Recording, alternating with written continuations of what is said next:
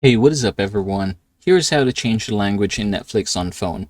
Now, first things first, we are going to do this on a browser because it's not applicable in an app. So from here, just go ahead and type here netflix.com.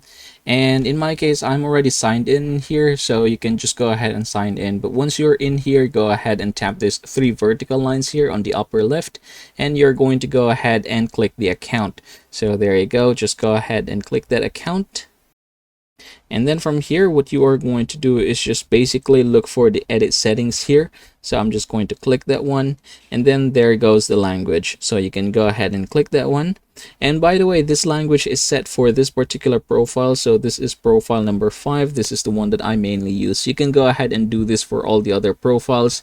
But yeah, basically you can just go ahead and change the display language here. So say for example, if I were to change it to Filipino, you can definitely do that one. And then you also have the audio and subtitle languages options down here below. And yep, once you are done doing so, make sure to save it in order to apply all the changes. And that is how to change the language in Netflix on phone.